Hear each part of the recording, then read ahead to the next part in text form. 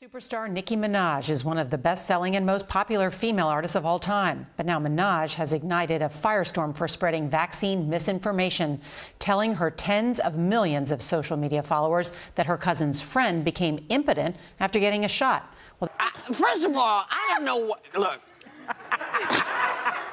When somebody says their cousin's mother's aunt's sister's brother's uncle's dog. Happened in another country. Happened in another country.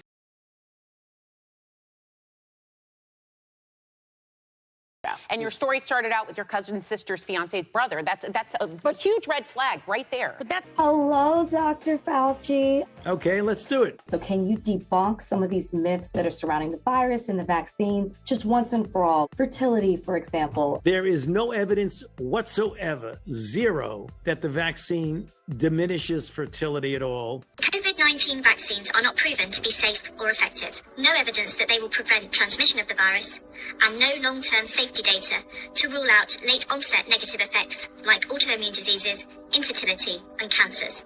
I want to follow up in all seriousness. I don't believe you. I don't want Nikki coming after me, but she does have 22 million followers. And with that kind of platform comes much responsibility, right?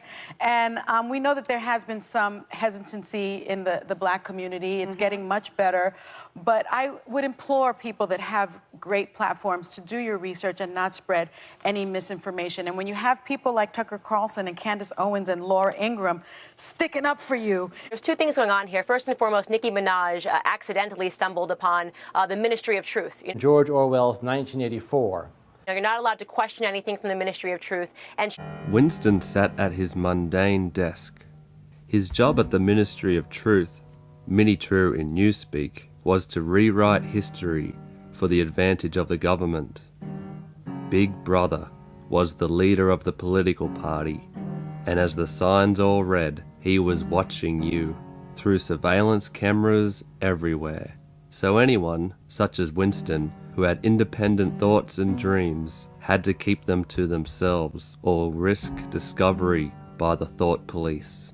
Nothing is your own except the few cubic centimeters inside your skull. she's actually showing her fans in real time what we have been saying for a very long time, that there are people that control what you're allowed to say, what you're not allowed to say, and if you say something that they don't want you to say, they will make a concerted effort to take you down.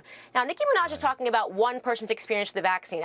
Who knows? Tucker, we could both eat peanuts, and in a room full of children, we might all be fine, and one child might drop dead from anaphylactic shock, right? This is how the world works. We're all different. Our bodies are different. This is no way saying, she never said don't get the vaccine because of this. She's saying take your time. She wants to do further research. Well, learn more. We don't really know a lot about this. That should be okay. If scientific debate was allowed in the Ministry of Truth, that would be okay, but it's not allowed, right? And they're actually making a very dangerous mistake.